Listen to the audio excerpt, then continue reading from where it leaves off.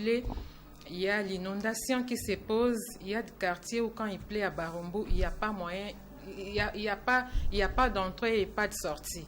C'est juste par rapport à la mauvaise gestion des déchets. Nous sensibilisons la population aussi pour ça, mais l'État aussi doit faire son travail.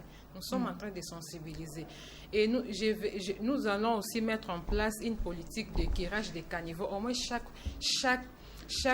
fin du mois, les systèmes de salons, on doit mettre ça en place comme c'était à l'époque. La ville de Kinshasa était propre. Aujourd'hui, ce système-là n'existait pas. On dit salongo, mais il n'y a pas vraiment salongo. Parce qu'il y avait des sanctions. Il y a des gens qui passaient, les services d'hygiène qui passaient vérifier quelle avenue, qui n'a pas fait les salongo devant chez. Il y avait les amendes. C'est ça que je dis, l'État doit se réveiller. L'État doit faire son travail. Il doit sanctionner. Voilà, on termine avec vous, M. Jiré Sanzala de l'ARC. En guise des conclusions,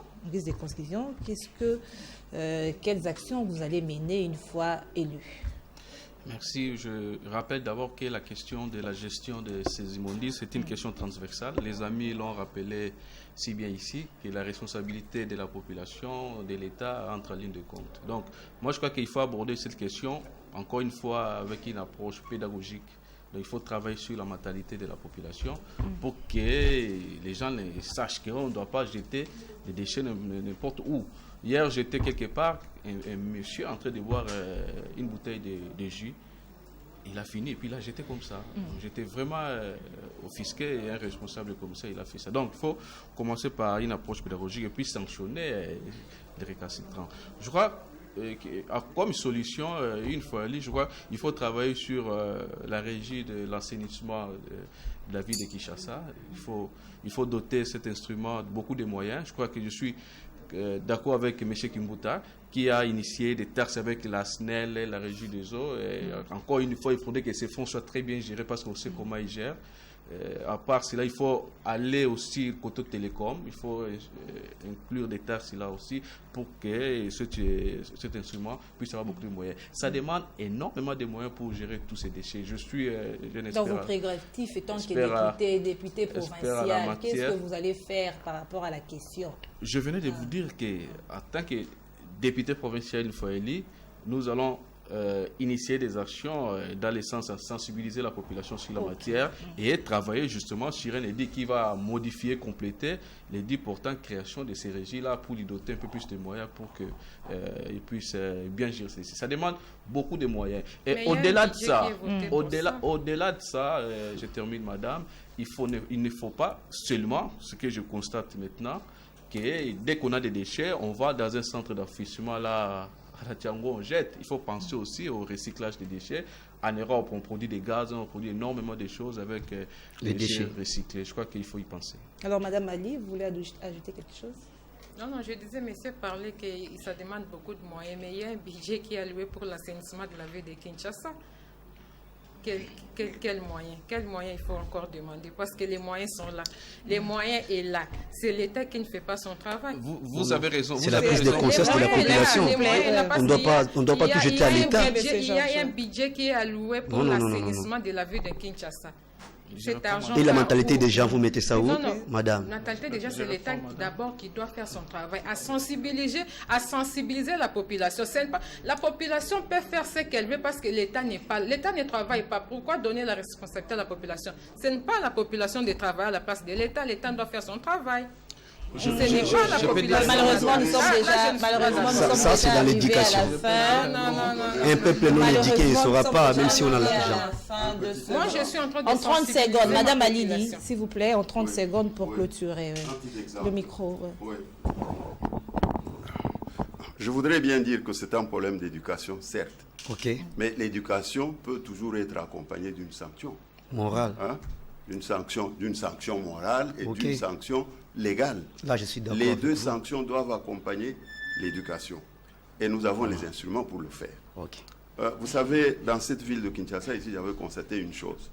Quand on entrait dans un taxibus, on avait les jambes croisées. Il suffisait seulement d'une journée, les choses avaient changé ici à Kinshasa. Il faut avoir un fouet. Il faut avoir un fouet, il faut fouetter les gens, il faut mettre les gens au pas. Il faut en ce moment si précis, le plus grand moyen pour changer la culture des gens, hein, c'est l'éducation accompagnée du fouet. Non. Il n'y a que ça. Si nous avons tous été dans les écoles privées. Vous n'avez pas crié aux droits de l'homme? Non, droits de l'homme. Écoutez, ceux qui parlent de droits de l'homme, chez eux, il faut voir ce qui se passe. Il faut voir ce qui se passe chez eux. Droits de l'homme, d'accord. Mais il faut que l'homme passe par là pour avoir les droits.